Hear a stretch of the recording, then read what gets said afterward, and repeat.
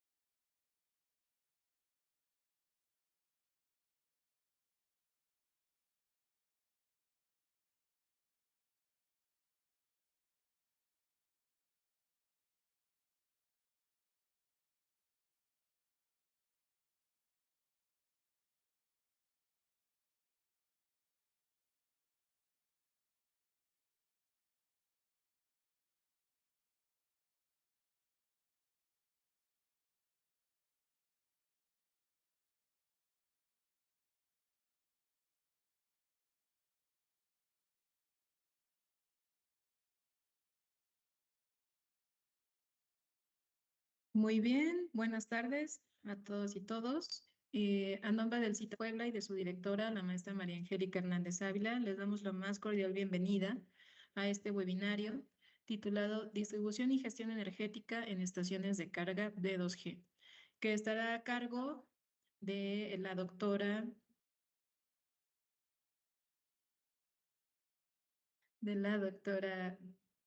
Teresa y del doctor Kevin. En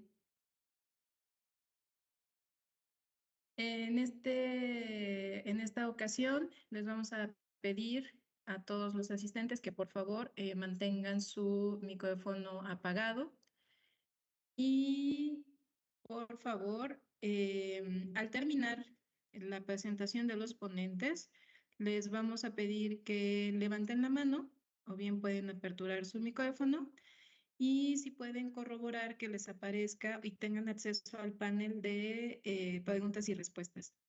Si no es así, pueden levantar la mano o bien directamente abrir el micrófono. Pues bien, vamos a recordar, la doctora Granados nos acompañó en el webinario anterior. Vamos a recordar que ella actualmente es profesora de la Unidad Profesional Interdisciplinaria de Energía y Movilidad, UPM, y que está desarrollando proyectos de investigación en cuanto a sistemas de control y automatización para un electrolizador alcalino de hidrógeno, así como también un diseño de un sistema de administración y balance de voltaje para un paquete de baterías polímero de litio, conocido como LiPo. En el caso del doctor Kevin Cano, que también nos acompañó el webinario anterior, él actualmente es integrante del Laboratorio de Investigación en Calidad y Conversión de la Energía Eléctrica, LINCE. Este está ubicado en la Ciudad de México. Además de pertenecer a otros grupos y colegios pues dedicados a este sector. Y debido a su perfil académico y los grupos de trabajo en los que está involucrado, pues sus intereses de investigación están ligados con la sustentabilidad del país, en específico del sector automotriz, movilidad y transporte. Pues bien, bienvenidos. Les agradecemos que otra vez nos acompañen en esta ocasión, pero ahora con otro tema. Y pues sin más preámbulo, les damos la bienvenida, recordándole a los asistentes mantener sus micrófonos apagados. Bienvenidos.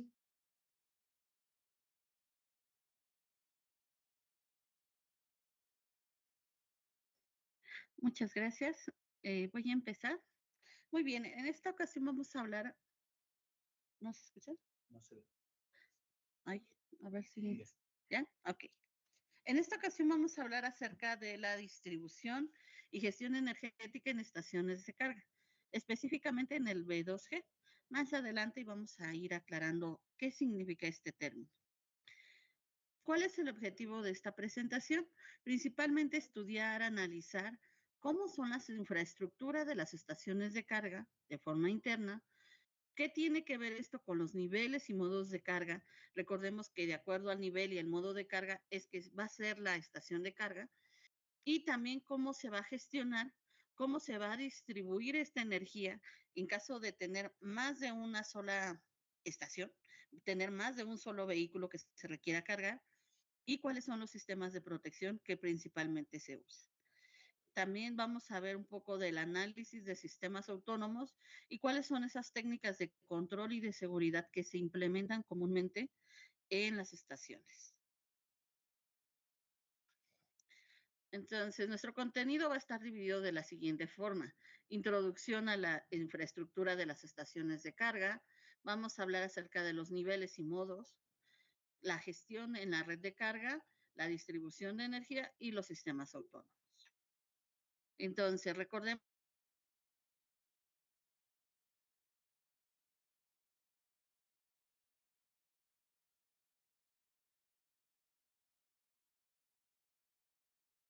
Tenemos un problema de audio, pero lo estamos resolviendo. Creo que ya está. ¿Ya está? Ok. Ok. Entonces, en el caso de una infraestructura de recarga, como les comentaba, tenemos que tomar en cuenta varias cosas. No es solamente el cargador, es desde la red de distribución, cuál tipo de vehículo se va a utilizar, cómo se va a monitorear en tiempo real este suministro de energía, cuáles van a ser los sistemas de protección y los sistemas de control que se van a implementar para poder controlar dicha carga. Entonces, vamos a comenzar a hablar acerca de cómo está formada una estructura o la infraestructura de las estaciones de carga. Entonces, esta se compone principalmente de de los 6 sistemas que se muestran en la figura, los cuales podemos hablar del control y monitor, la carga o el proceso de carga, lo que va a ser el sistema de comunicaciones y la red, cómo va a ser la conectividad, cómo se va a realizar esta conexión, qué tipo de enchufe, qué tipo de conector se va a usar. Y también tenemos que hablar acerca del cable de alimentación, ¿de acuerdo? Que lo podemos, de otra forma de mencionarlo, también en algunas literaturas nos dicen que es el contador, la estación y el cable. En la estación es donde hablamos acerca de la carga, qué tipo de cargador vas a usar, cuál va a ser el control, la técnica de control, la técnica de monitoreo también. En este caso, el contador es un aparato específicamente usado para detectar y medir la corriente continua. Sabemos que hay diferentes tipos de contadores que podemos encontrar en la infraestructura de recarga de vehículos eléctricas. Y también podemos esto asociarlo, o sea, aquellos que no cuenten con esta información, lo podemos asociar con los sensores de corriente, con los sensores de voltaje. Recordemos que las estaciones de carga pueden ser tanto de corriente directa como de corriente alterna. Entonces, por eso tenemos que ver la diferencia entre estos sensores. Ahora, los contadores pueden ser son el principal y el secundario. ¿Qué sucede con esto? Bueno, CFE va a tener su propio sistema de control. CFE tiene que saber cuál es la cantidad de energía que estás gastando o la cantidad de voltaje y de corriente que vas a estar necesitando para realizar la carga del vehículo. Entonces, ese es el contador principal, el que instala CFE y que les corresponde a ellos su monitoreo, su control, su supervisión y también, pues, todo lo que se refiere a mantenimiento. El secundario es un contador que se necesita tener en la estación de carga para que se pueda, por un lado, corroborar que el de CFE sea correcto y por otro también está destinado a vigilar, monitorear y poder controlar y gestionar la cantidad de voltaje y corriente que se está suministrando en la carga de cada vehículo. ¿De acuerdo? Entonces, eso es lo que hacemos. En la imagen se muestra un diagrama a bloques muy sencillo de lo que sería un medidor de voltaje y corriente durante el proceso de carga y descarga de una batería. ¿Sale? Es algo similar lo que hace el contador, pero con niveles de voltaje y de corriente más grandes. La base de toma de corriente. Existen de diferentes tipos. ¿De qué depende esto? Por un lado, de los modos, por otro lado, de los niveles. Entonces, también tenemos que tomar en cuenta lo que son los conectores. Hay un problema que se tiene actualmente en el mundo porque no hay como tal una norma que regule estos conectores.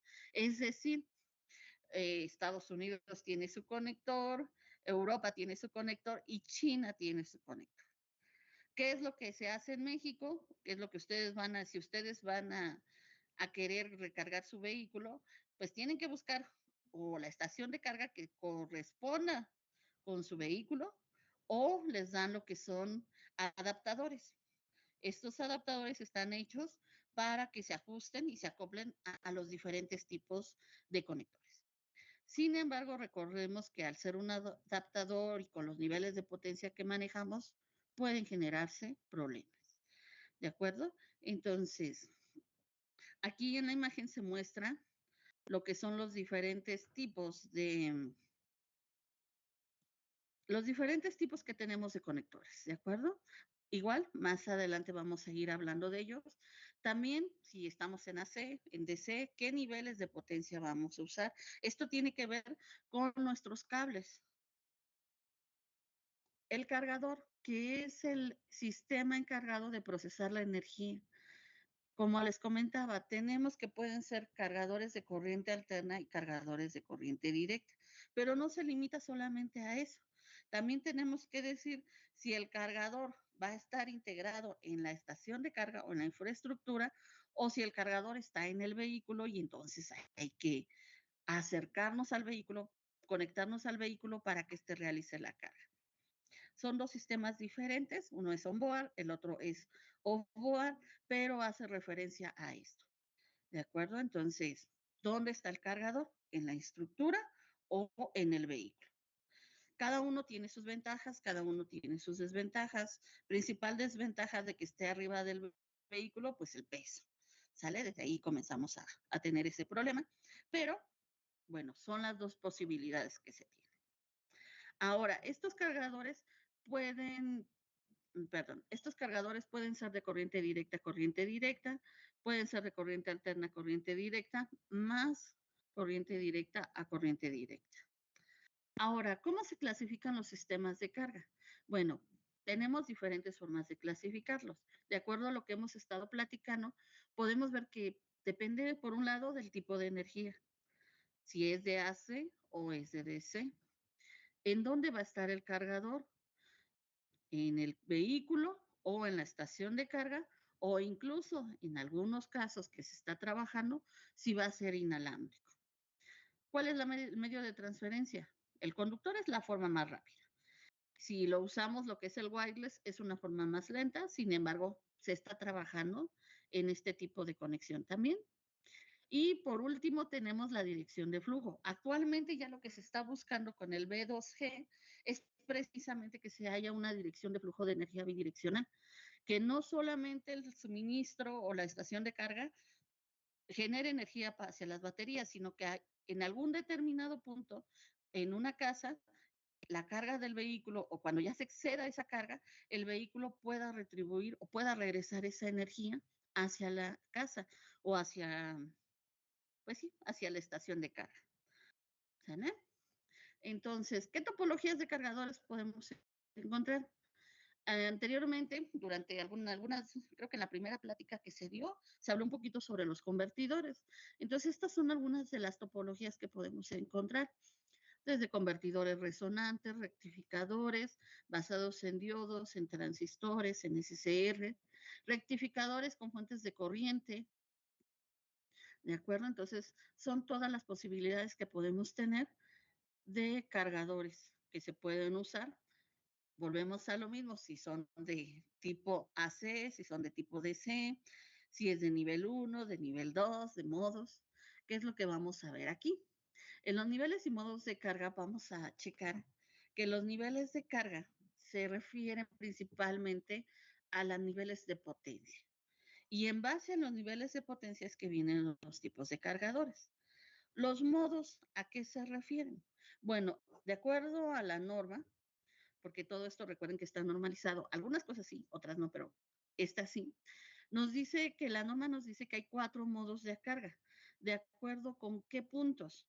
Con la toma de corriente, la capacidad, la potencia que puede suministrar la estación y principalmente el tipo de comunicación. Entonces, mientras el nivel se refiere específicamente a la potencia y tiempo y obviamente a la topología del cargador, el modo se enfoca más en comunicación. ¿Cómo va a ser la comunicación? ¿Cómo va a ser el monitoreo? ¿Cómo va a ser el control? ¿Cómo vas a asegurar que tu sistema funcione de forma óptima, de forma adecuada? Entonces, esa es la diferencia entre los niveles y los modos. ¿Van ligados? Vamos a ver que sí, pero por lo pronto esa es la diferencia. Aquí en esta imagen podemos observar lo que son los modos. En este caso, lo que es el modo 1 y 2, hasta el modo 3 se utilizan principalmente en lo que son señales de AC. El modo 1 no viene aquí, pero básicamente el modo 1 es conectarte directamente al suministro sin ningún tipo de control, sin ningún tipo de supervisión, hasta que el vehículo se cargue. Es un modo que ya no se utiliza, en algún punto se utilizó y por eso se referencia, pero ya no se hace uso de él. El modo 2 sí, es un poco más elaborado, tiene un sistema de control más complejo. El modo 3, que sería el ideal. Y tenemos el modo 4, que se utiliza principalmente para carga rápida o de DC. Entonces, ¿qué pasa en el modo 1? Pues tenemos, aquí nos muestra un diagrama de cómo funcionaría, cómo sería la instalación eléctrica de este modo 1. Para empezar, la corriente es mucho menor, son 16 amperes. Tenemos una potencia de 11 kilowatts máximos en un sistema trifásico, en un sistema monofásico de 3.7, y lo que se utilizan principales son interruptores de este tipo. Entonces, yo me conecto, cargo y se desconecta. ¿Qué pasa en el modo 2? Al subir los niveles de corriente, al subir los niveles de potencia, entonces nosotros necesitamos un sistema de seguridad más complejo. Entonces, hablamos también de que ya el convertidor tiene que ser trifásico, ya no puede ser nada más, aunque puede ser monofásico, se enfoca más hacia lo trifásico y ya no puede ser simplemente que yo me conecto y me desconecto. Tiene que haber una comprobación de que estás conectado directamente en las fases correctas. Tiene que haber un sistema de detección de tierras, ¿ok? El sistema, la estación está aterrizada o no, el vehículo donde se encuentra. Y se empieza a utilizar lo que es un dispositivo de control y protección. Aquí ya empezamos a monitorear cómo se está realizando este, esta transferencia de energía, cómo se está realizando y también cómo está llegando, en este caso, a las baterías en el vehículo. Si hay algún problema, entonces el sistema de protección debe de entrar de inmediato.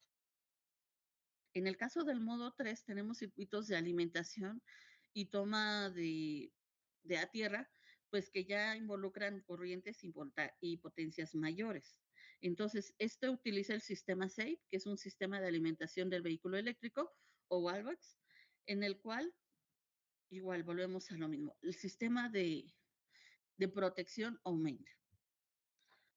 En el modo 4 estamos teniendo que el sistema de control, aquí ya empieza a hablar más de técnicas de control avanzado que se utilizan mucho en lo que es control de procesos, en otro tipo de técnicas, y hablamos, por ejemplo, en este caso de un control inductivo de punto fijo y dinámico, en este caso para los convertidores. Es decir, empezamos a tener una corrección del error, a medir voltajes, a medir corrientes y estar verificando ya no solamente la transferencia de energía, sino a checar también cómo están los voltajes de salida, cómo están las corrientes en los elementos e incluso en algunos de ellos cómo están sus pérdidas. Es una infraestructura que es más alta en costo y también de implementación, porque involucra sistemas de control más eficientes, más robustos. Aquí lo que se muestra es una imagen de cómo se dan este viaje, digamos, entre el sistema de transmisión, cómo se transmite la energía de manera pública de nuestras centrales de carga y cómo va llegando hacia los diferentes tipos de conectores de acuerdo a los modos. Aquí viene lo que les comentaba. No hay ningún tipo de sistema de control. Simplemente se conecta, ya se cargó, se desconecta. En el caso del modo 1. En el caso del modo 2, pues ya es un sistema de control más avanzado. Entonces ya empezamos a estar midiendo, a estar sensando voltajes, sensando corrientes. En el tercero todavía se vuelve más complejo y en el cuarto, pues sí necesitamos ya técnicas de control avanzado. Aquí lo que se muestran son los diferentes tipos de conectores. Y de acuerdo a estos conectores son los que se utilizan Japón o China, Norteamérica y Europa. De acuerdo a estos tipos de conectores es también las potencias o los niveles de potencias que se van a manejar. Y aquí se los muestro de forma más gráfica.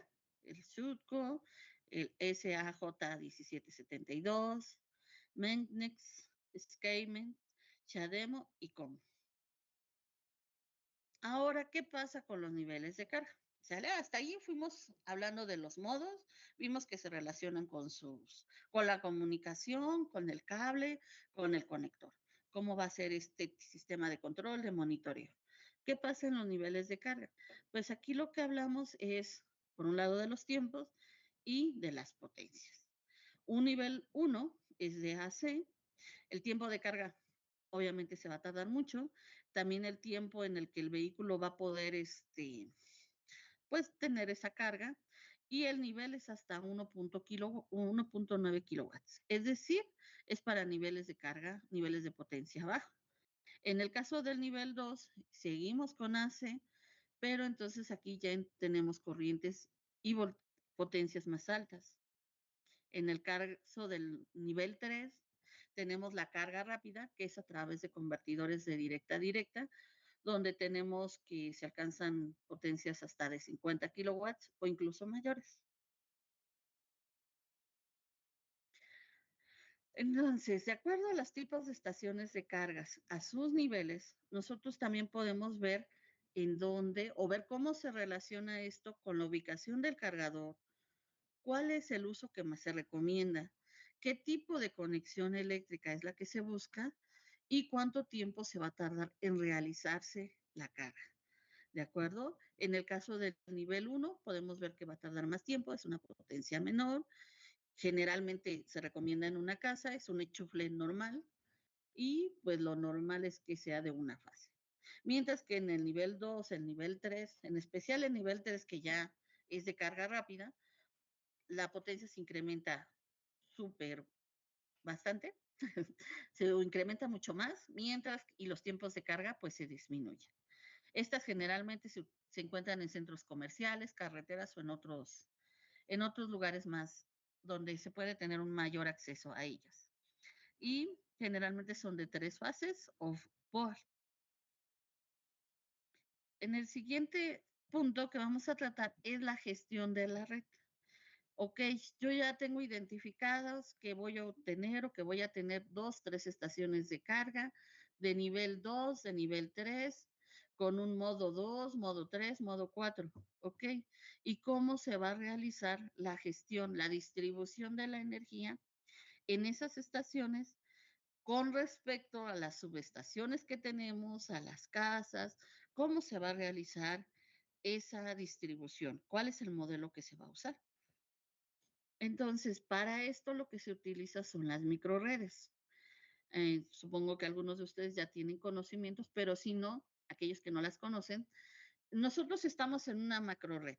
El suministro llega por ejemplo, de las plantas termoeléctricas principalmente, hidroeléctricas, de ahí llega la energía. Después, que sería nuestra planta principal. Después de ahí, de esos altos voltajes, se distribuye hacia unos sistemas de mediana potencia. Entonces, en esos sistemas de mediana potencia, después se vuelve, son las torres que nosotros vemos con los transformadores, y después de ahí se va a unos niveles menores. En esos niveles menores son los que ya llegan a casas, a las escuelas, a los hospitales, a empresas. Ahora, ¿qué maneja la microred? La microred lo que dice es, bueno, sí, tú tienes tu sistema de energía general, pero si falla, pues ya se acabó, ya no se cae, se realizan cortos de suministro a muchas personas, a muchos lugares que son afectados. Entonces, eso es algo que ya no nos conviene. Entonces, ¿qué es lo que se propone con las microredes? Lo que vamos a hacer es que la energía se va a volver más, se va a cerrar en un círculo, si queremos verlo, se va a volver más pequeña, porque entonces vamos a empezar a tener varias fuentes de suministro conectadas a un mismo lugar y en el cual se va a empezar a manejar una distribución de baja tensión, en el cual va a intervenir lo que es una infraestructura de comunicación, de control y gestión, la cual va a ir regulando, va a ir verificando cuánta energía estoy produciendo, quién la está produciendo, quién la requiere, y de esa forma se va a ir controlando de forma inteligente toda esta distribución de energía. Recuerden que la energía eléctrica, en especial la alterna, no se puede almacenar. Entonces, si yo produzco demasiada, pues ya se perdió. Si no produzco lo suficiente, lo que voy a provocar es que no sea el suministro suficiente en todos lados, que no llegue a todos los lugares que debe de llegar. Y tengo que asegurarme de que sí llegue. Entonces, ¿qué es lo que plantea la microred? Pues que todo el tiempo estés monitoreando suministros y también cargas. De esa forma puedes distribuir, puedes almacenar incluso en algunos casos. Entonces, tenemos que los sistemas de gestión central son los que administran o controlan el funcionamiento de cada equipo, ¿sale? O sea, tenemos que tener control y estar monitoreando todo, la red, el cargador, las baterías, el sistema de comunicación, el cable, el mismo vehículo. Entonces tenemos que hay dos sistemas de gestión central principalmente, el modo conectado a la red y el modo aislado. El modo conectado a la red es el que se da prácticamente en todos los modos de operación y en los tres niveles. ¿Por qué? Pues porque estamos conectados a un suministro, en especial cuando hablamos de AC. Aquí lo tenemos en una casa. ¿Qué pasa del sistema aislado? Es el que se da cuando nosotros hablamos de las microredes, o en este caso, como se muestra, de un sistema fotovoltaico, en donde es un sistema aislado que no necesita rigurosamente del suministro nacional para poder funcionar. Entonces, tenemos que las microredes se pueden implementar tanto en corriente directa como en corriente alterna. Y aquí tenemos lo que es un diagrama y un esquema de control para un cargador onboard, o sea, hablando de todos los términos que se pueden usar, desde el cargador, el diseño de inductores, la topología que se va a usar de convertidor, qué tipo de control también se va a usar, cómo se van a generar los pulsos, qué tipo de sistema de control vas a tener. Hablamos también de los sensores, en dónde se van a estar sensando los voltajes, en dónde se van a estar sensando las corrientes. Vamos a tener un control de voltaje, un control de corriente. Y esto nos va a permitir activar los diferentes, en este caso, MOSFET. Y en la siguiente vamos a ver que para realizar una correcta gestión de carga para los vehículos eléctricos tenemos que tomar en cuenta estos tres puntos. Por un lado, la estructura de control, la movilidad y la coordinación. ¿Qué significa? Hablando primero en la estructura de control, tenemos el control distribuido y el control centralizado. En el caso del control distribuido, nos vamos a enfocar en la optimización de los tiempos y en técnicas de control avanzadas o predictivas, mientras que el control centralizado se basa en estructuras. Yo le pregunto al maestro, ¿estás bien? El maestro les pregunta a cada uno de sus esclavos, ¿estás bien? Y entonces empieza a ver esa cadenita. Pero si alguno de ellos se pierde la comunicación, pues entonces va a ser difícil de detectar. Entonces tenemos que la optimización se da en fuera de línea, en tiempo real y las técnicas de control que más se usa es la predictiva. ¿Qué pasa con la movilidad? Ok, voy a distribuir mi energía, voy a distribuir las cargas, pero ¿cómo se está realizando esto? ¿De forma dinámica, de forma estática? En el caso de la coordinación es, ¿qué pasa si yo coordino y me aseguro de revisar cuáles son las horas picos, de generar cargas inteligentes, asegurarme de cuándo son las horas picos. ¿Quién está requiriendo más energía? ¿Quién gasta menos? ¿A qué hora? ¿En qué se gasta más? Mientras que el lado de sin coordinación, pues es que no interese todos estos puntos y solamente se genere energía por generar. Entonces, la gestión de carga tiene que ver con todo esto y principalmente nos vamos a enfocar en que sea un sistema coordinado, con control distribuido y que pueda darse de forma dinámica y estática. Entonces, aquí podemos observar una imagen. Ay, está un poquito. Aquí la tenemos, en donde podemos ver cómo se da la unidad de control central y cómo se da un control centralizado, perdón, y un sistema de control descentralizado, es decir, con un control inteligente, donde tenemos diferentes accesos a una sola señal y podemos estar viendo qué es lo que pasa. Mientras que si nosotros nos vamos a un control centralizado, entonces tenemos lo que les decía, ¿no? Nuestros esclavos, donde cada uno de ellos van controlando y van vigilando cada vehículo por separado y después se manda la información a uno solo, a una sola nube y de ahí se realiza el control para ver qué está pasando. ¿De acuerdo? Y entonces tenemos también lo que es la red de comunicación para la carga de vehículos eléctricos. Aquí es importante porque tenemos que ver cuáles son los protocolos de comunicación que se utilizan principalmente. Se pueden usar Zigbee, Banet, Bluetooth, GSM, Wi-Fi y Wide Connection. De hecho, este es el que más se utiliza en lo que se refiere a carga de vehículos eléctricos. Y tenemos aquí lo que es la integración de las estaciones de carga, pero hablando esto, enfocados principalmente en la comunicación, en las técnicas de comunicación. Entonces aquí tenemos cómo se va dando todos estos son sistemas de comunicación para poder generar, para poder manejar y asegurarnos de cómo se está realizando el control de carga en nuestros vehículos y en nuestro servicio. Aquí tenemos los significados de cada una de ellas, como hablamos desde la empresa que está generando la energía, los operadores de los sistemas de transporte, los sistemas de distribución.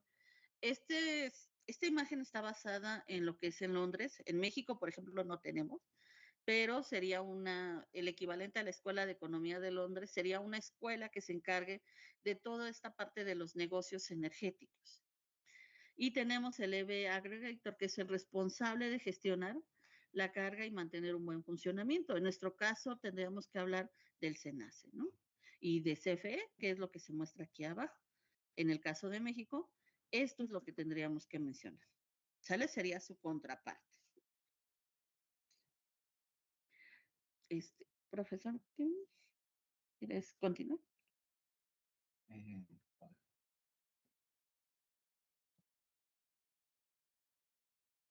¿Sí? Ok,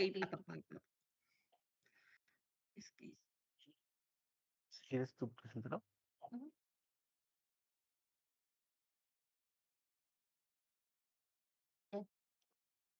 Estaba cargando. ¿Qué tal? Muy buenas tardes. Sí, como podemos observar aquí en este diagrama, tenemos esa red de información como la capa más alta. Después tenemos la red que tiene que ver con todo el tema del sistema de flujo de energía. Ahí en flechas que están en color negro podemos observar cómo las diferentes fuentes de energía producen ese flujo, o más bien hacen que ese flujo de energía vaya moviéndose desde diferentes fuentes hacia las diferentes cargas, que en este caso el vehículo puede ser utilizado también como un dispositivo que puede almacenar energía, entonces, perdón, que puede proveer de energía. Y en ese sentido, una de las grandes ventajas de este Vehicle to Grid System, el V2G, es hacer precisamente que nuestro vehículo sea un sistema completamente activo y proveedor de energía.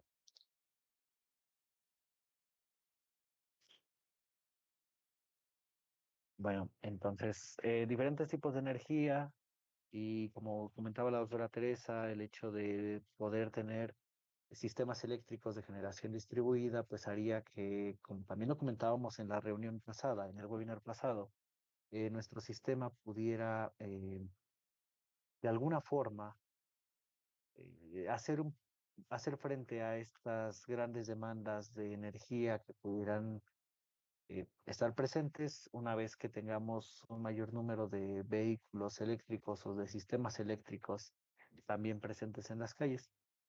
Bueno, en este caso hablamos de la teleprotección, que ayuda a reducir los cortes en el servicio, minimiza gastos, previene la bajada en la productividad, así como protege y asegura el suministro de energía de los clientes.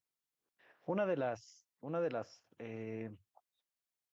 cuando se hace instalación de sistemas eléctricos para carga de vehículos, usualmente nos preocupamos por el tema del flujo de energía. Pero cuando hablamos de energía, también hablamos de temas económicos. Recordemos que actualmente estamos en una situación complicada para el país, en donde buscamos también ser de alguna forma más independientes en varios aspectos. Y en el tema de la energía, pues es un punto bastante controversial incluso. Cuando se instalan diferentes sistemas de carga de vehículos eléctricos, además de analizar cómo es el comportamiento y la interacción del flujo de energía, verificar si se tienen los niveles de carga adecuados, verificar si el protocolo está funcionando correctamente, verificar si hay una comunicación adecuada entre el cargador y el vehículo. Eh, una de las cosas que están realizando desde hace ya un tiempo considerable las empresas que se dedican a crear este tipo de sistemas es el desarrollo de sistemas de testeo, de tester packages que puedan verificar precisamente la correcta comunicación de los sistemas. Y es que en un mundo donde todos los sistemas energéticos ahora son muy importantes, es muy probable que se puedan realizar diferente tipo de ataques o usos indebidos a nuestros vehículos. Recordemos que ahora nuestros vehículos también son una computadora que pudieran ser autónomos en algún momento y entonces podrían representar un peligro, podrían representar una amenaza en cuanto a los sistemas de comunicación que están disponibles para el vehículo, es decir, que pudieran ser hackeados, para bien o para mal. Entonces, muchas de estas empresas que se dedican a la venta de equipo para verificar el correcto funcionamiento de estos sistemas de comunicación, también tienen entre sus prioridades establecer estos protocolos de verificación de protección, tanto a nivel hardware como cómo voy a realizar el pago, si mi pago lo voy a realizar por medio de una tarjeta de crédito, si lo voy a realizar por medio de una tarjeta de un sistema de movilidad que ya esté en mi ciudad, en mi región. eh, bueno, esto se complica cada vez más. Si en algún momento en la reunión pasada, en el webinar pasado, hablábamos únicamente de los temas de energía, de calidad de la energía, de distribución de energía, ahora hablamos también de temas que tienen que ver con ciberseguridad, incluso con temas de inteligencia artificial, con tema de costos, de pagos, de proveer precisamente protección. Dejo de compartir la siguiente. Y bueno, en este caso dice que la teleprotección se encarga de monitorear el estado de la red, aislar fallas, evitar daños en las partes críticas de la red eléctrica. Como ustedes pueden observar en este diagrama, tenemos una línea de transmisión de alta tensión, que es por esa razón estamos ahí con las torres. Después tenemos el funcionamiento, las subestaciones y la idea de esta teleprotección o el sistema de telecomunicaciones es verificar el correcto funcionamiento en esta red de distribución.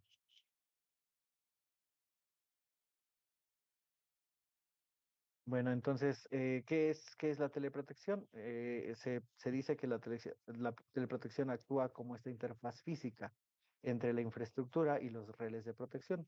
La única forma en la que nosotros podemos activar o desactivar el funcionamiento del sistema de distribución de energía es a través de interruptores, conocidos como los relés de protección.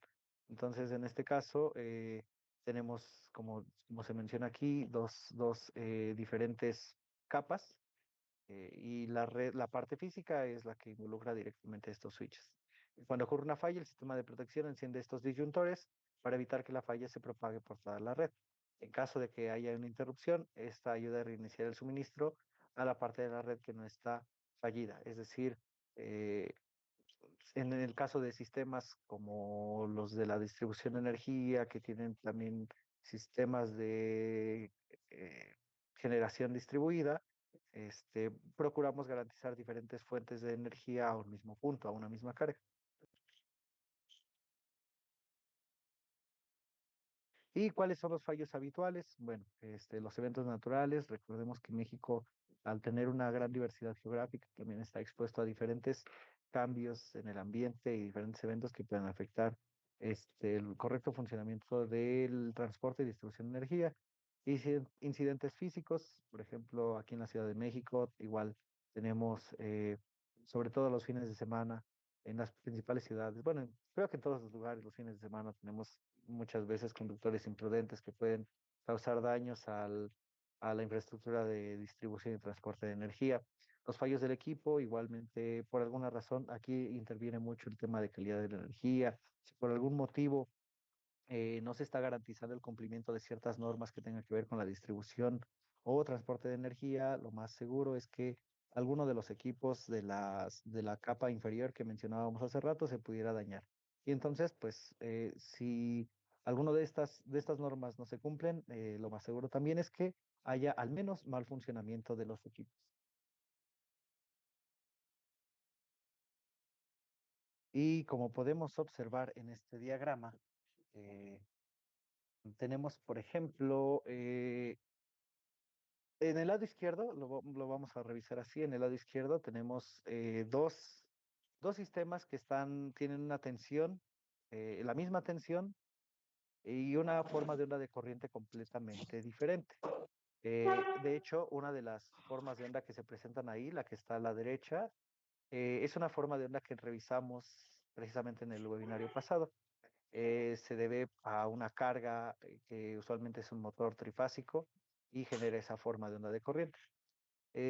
Cuando nosotros conectamos esos dos sistemas a una misma línea, a una misma red, lo que vamos a hacer es sumar ese contenido armónico y vamos a ver lo que se observa ahí en la parte superior que dice línea 2. Del otro lado tenemos también menciona por ahí unas cargas sin distorsión y en el extremo derecho inferior tenemos tres diferentes cargas eléctricas.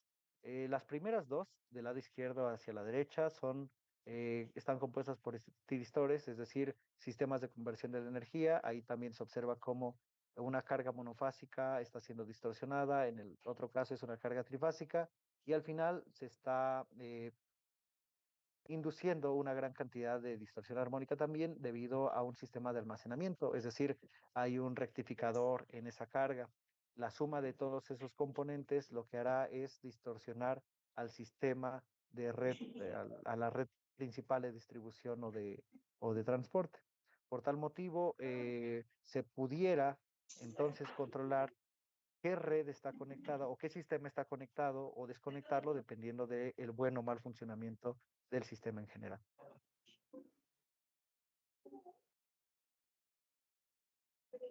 Y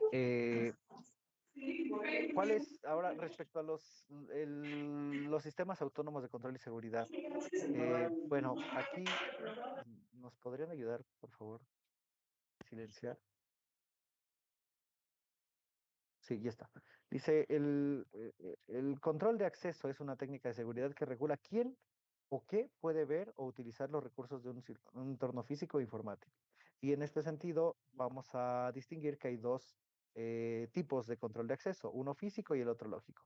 El acceso físico, pues tiene que ver acceder directamente a ciertas áreas, a las localidades donde tenemos el equipo, y el acceso lógico, pues a través de redes informáticas, a los archivos, a los datos que están disponibles en la red en general, que con habilidades adecuadas pudiéramos llegar a ellos de una forma incluso fácil, y lo vemos actualmente con todos los problemas que hay, por ejemplo, en WhatsApp, que es un sistema que está disponible para todos, y que de alguna manera en los últimos meses se ha hecho un uso indebido y realmente no necesitan conocernos de manera física para tener acceso de alguna forma también a través de engaños y otro tipo de herramientas vía software para acceder a nuestros datos y dañarnos. Entonces, eh, supongamos que esto pudiera suceder en nuestro vehículo eléctrico, en un sistema de generación y distribución de energía, pues entonces el problema pudiera, en el caso de México, tratarse bueno, de cualquier país, un problema, creo yo, de nivel nacional, de seguridad nacional. Otros países lo categorizarían automáticamente como de seguridad nacional. Entonces, ¿qué necesitamos para ello? Pues necesitamos tener un acceso a este sistema.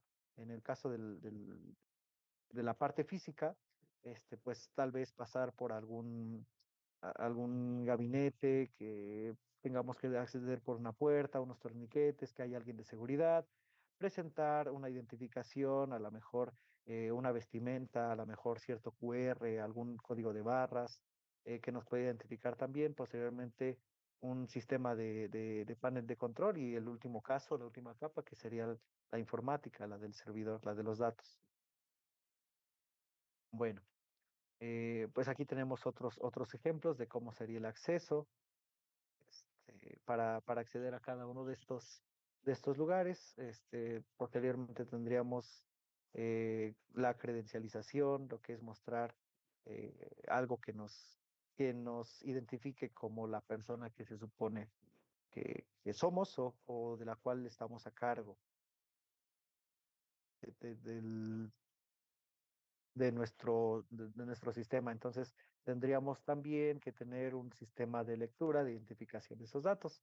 Lo más común actualmente es el lector de huella, el lector facial, lector de tarjetas, datos biométricos en general.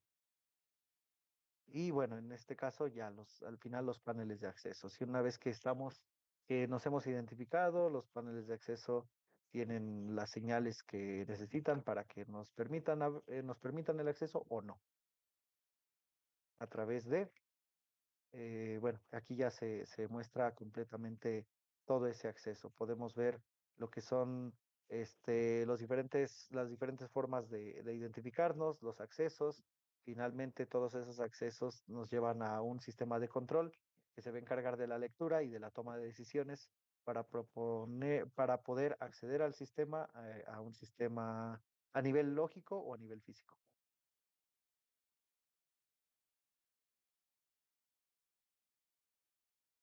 Y bueno, en este sentido, los conceptos o los elementos que debemos tener en cuenta son los usuarios, los identificadores y los lectores. La siguiente, por favor. En este caso, creo que podemos identificar muy bien cuáles son los usuarios. Los usuarios serían cada una de las personas que que tendrían que hacer uso de ese espacio físico. eh,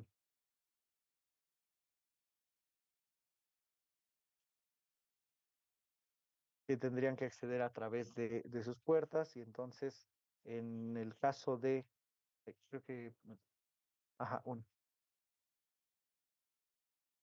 en el caso de los sistemas digitales, pues tendríamos que tener a lo mejor un perfil de usuario donde nuestra credencial o nuestros datos biométricos tuvieran que ver con el perfil que fue creado para dicho usuario. Y también el acceso a las diferentes zonas. Habrá zonas que tengan que acceder personal o usuarios que tengan un mayor o menor rango, de eso va a depender. Y bueno, en este caso, los horarios y los permisos que puede tener cada quien, igualmente dependiendo del usuario que trate de acceder a ese sistema.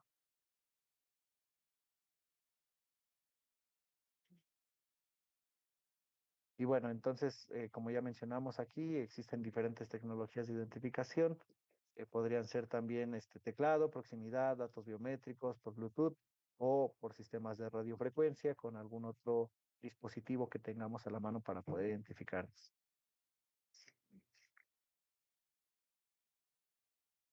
Bueno, no sé si hasta el momento quisieran comentar algo, hacer retroalimentación, tuvieran algunas preguntas. Muchas gracias.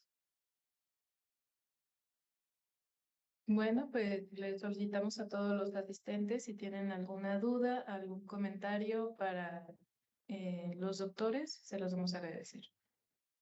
Sí, maestra Nancy. Sí, gracias por la presentación, doctor Kevin, doctora Teresa. Yo quisiera preguntar, ¿cuál consideran que es el mayor reto para que se pueda lograr esto en el país? Y además de eso, ¿cuánto tiempo consideran que abarcaría el poder cumplir con las normas, poder tener una infraestructura para que se puedan lograr metas nacionales?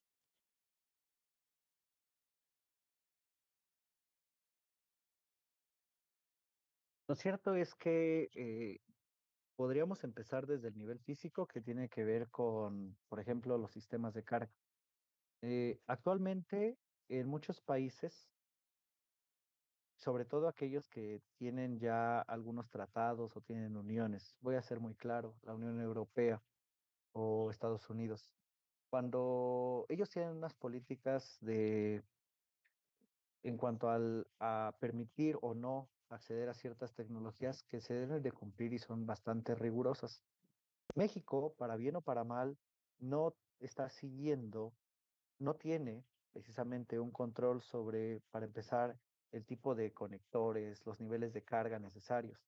Si bien actualmente se están trabajando en normativas para diferentes, para una gran cantidad de situaciones que se presentarían o se presentan en el espectro de electromovilidad, son cosas que usualmente tienden a tropicalizarse, es decir, se toman de algún país ejemplo, entonces lo tratan de adaptar a lo que tenemos aquí en México.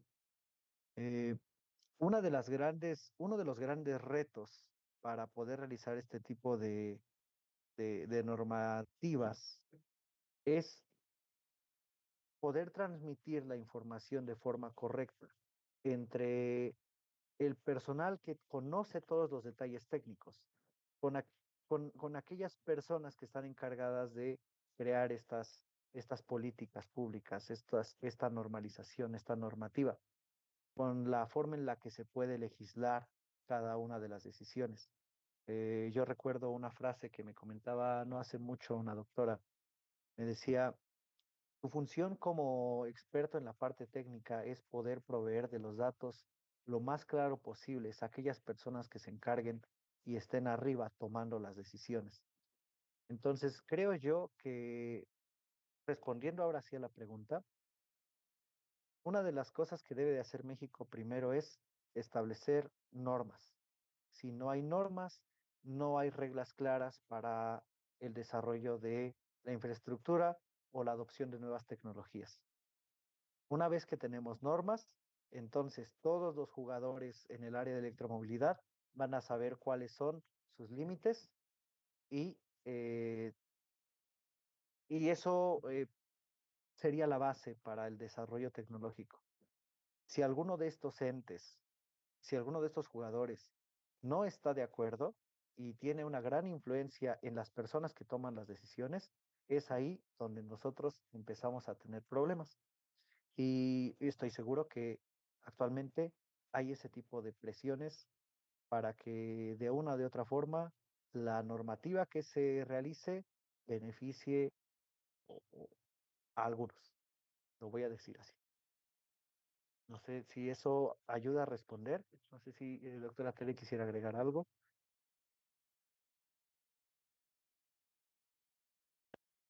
Sí, comentando con el mismo punto, en la parte tecnológica es también el desarrollo propio, porque lo que se hace actualmente es que todos los que vienen y nos venden o implementan sus estaciones de carga traen tecnología de otros países. Y entonces tenemos que estar dependiendo de esa tecnología, mantenimiento, instalación, todo. Entonces, desarrollar la propia tecnología.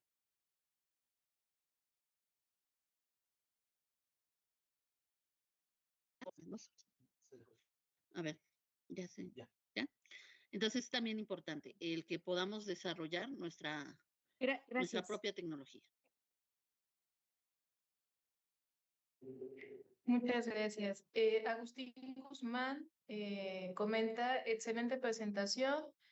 Doctores, físicamente, ¿dónde se encuentran? Y ustedes están participando en el desarrollo de Olinia. Saludos.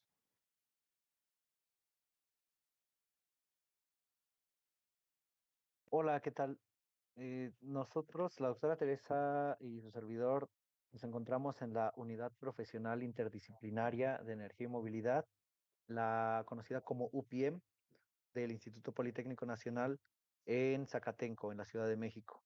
Aquí nos encontramos, pero colaboramos realmente también en otras escuelas que es del mismo instituto, pero que están aquí en la ciudad. No estamos participando en el desarrollo de Olinia. Eso, ¿no? No participamos en él.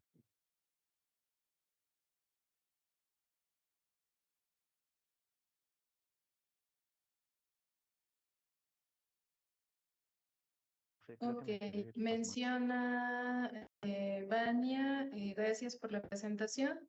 ¿Se puede ver la presentación en algún sitio? Se transmitió en Facebook y de hecho se está grabando la sesión, entonces la estaremos compartiendo, pero de todas maneras va a estar en nuestras redes sociales. La vamos a compartir con ustedes, doctores, para que también, si la quieren replicar, pues adelante. No sé si alguien más de los asistentes tenga algún comentario. Juan Centeno, adelante, por favor. Doctor Kevin y doctora Teresa, muy buenas tardes. A mí lo que me llamó mucho la atención es relacionado con los cargadores ultra rápido, donde llegan a tener un consumo típico que en base a sus presentaciones de 50 kilowatts, es solo de un solo cargador, ¿no? Ya me imagino que se pongan estaciones de servicio de 10. Estaríamos hablando ya de un consumo sustentable, ¿no? En donde ya se necesitarían transformadores de distribución de alta capacidad, ¿no? Para poder generar esa transformación y poder suministrar la energía, obviamente, a los coches. Esa es una. Sí es bastante la energía que se requiere. Dos, lo que me llama la atención es que nosotros estamos trayendo mucha tecnología de fuera para cubrir esos requerimientos, ¿no? Al mismo tiempo, esos dispositivos están generando también mucha distorsión armónica, ¿no?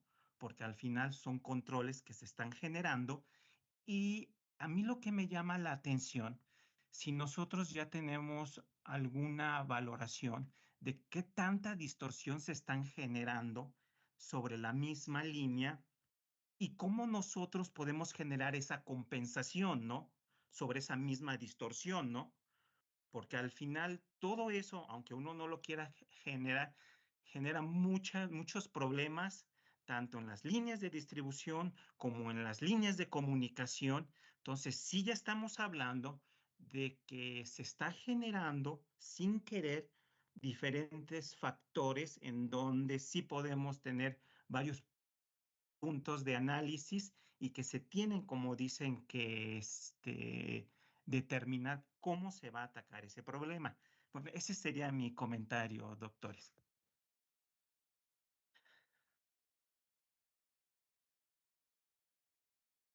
¿La apago? No les escucho. La calidad de la energía, ¿cómo No. está viendo reflejada? No nos escucha. A ver, ya se escucha. No nos escucha. Sí lo escuchamos, solo estoy comentando con la doctora que ella no se está escuchando. Me parece que ella fue quien se quedó pasmada. Sí, ya. ¿Quieres que responda? Sí, la semana pasada platicábamos precisamente de este tema, que efectivamente no se podría dar abasto con la red actual que se tiene en la mayoría del sistema de distribución nacional, y que por esa razón era importante incluir otras tecnologías de generación de energía, lo que es llamado la generación distribuida. Y en este sentido, como bien mencionaba, estos sistemas usualmente se caracterizan por tener capacidades de de los 500 kilowatts. Bueno, mm, ¿qué pasa si hay un estudio sobre cuánto afecta directamente la carga de diferentes vehículos al mismo tiempo? Yo- también se mencionaba en la reunión pasada, que efectivamente no hay, al menos de México, yo no he encontrado algún estudio que haya medido a diferentes vehículos cargarse al mismo tiempo y ver cuál es el impacto en la red eléctrica. Sin embargo, hay diferentes estudios reportados en la IEEE que hablan de laboratorios que se dedican precisamente a la parte de electromovilidad, y muchos de ellos han demostrado cómo efectivamente los diferentes niveles de carga eh, pueden permitir o pueden permitir que la distorsión armónica crezca o disminuya. También se ha visto que dependiendo de los vehículos que se carguen, porque no todos los vehículos son de las mismas características eléctricas, esa distorsión armónica podría ser mayor o menor. Entonces, no es que se pueda decir directamente que únicamente, que no podemos decir y afirmar tajantemente cómo se va a comportar la calidad de la energía en un sistema de carga de un vehículo, porque depende de muchos factores, como es la impedancia del sistema eléctrico de cada uno de los vehículos, el nivel de carga o su protocolo de carga y pues la cantidad de vehículos que están ahí disponibles. Ahora, algunas empresas están, sobre todo aquellas que son dueñas, por ejemplo, de estacionamientos que están en patios con luz natural, están viendo esto como una oportunidad para también en esos patios instalar sistemas fotovoltaicos de ciertas capacidades que puedan también ayudar a mitigar estos problemas tanto de distorsión armónica como de eh, proveer esa cantidad de energía. Esto por una parte es bueno si es que el sistema pudiera ser off-grid, o sea, no conectado a la línea, pero igual todo tiene que ver con la normativa y con las reglas del juego que se establezcan. Mm, Ahorita podríamos hablar y decir muchas cosas. Hay mucha tecnología. Ahorita lo que presentó la doctora Teresa es Vehicle to Grid, pero también existe Vehicle to Home, Vehicle to Everything. Y bueno, igualmente, hasta que no se establezcan protocolos y normativas locales, se podría trabajar de fondo. De momento podríamos adaptar todo, lo que nos vendan y lo que se pueda, lo pagamos y bueno, existe. Muchas gracias, doctor Kevin. Sí, al contrario. Nos menciona Agustín Guzmán, con su experiencia deberían de considerarlos para participar en la línea. Felicidades. Y si pueden compartir algún correo electrónico para estar en contacto, por favor. Claro, siempre es un gusto trabajar en diferentes proyectos que tengan que ver con la conversión de la energía. Siempre tratamos de estar abiertos a cualquier invitación, pero estoy seguro de que las personas que están trabajando en el tema eh, saben lo que están haciendo. Respecto a nuestros correos, eh, a ver, los podemos compartir aquí en la sección de preguntas. Me parece que sí, doctor. No sé si quiera que sí, ya lo está compartiendo la doctora Teresa. Ah, ok, ok. Muy bien, gracias. Pues es No sé, arroba. Ajá. No sé, Agustín, si nos puedas confirmar si sí los estás visualizando. Espero que sí. Ah, sí, de aquí lo puedo escribir. Muy bien, Arroba. Sí, muy bien. En lo que nos comparte el doctor Kevin su correo, voy a proyectar si me permiten, las constancias.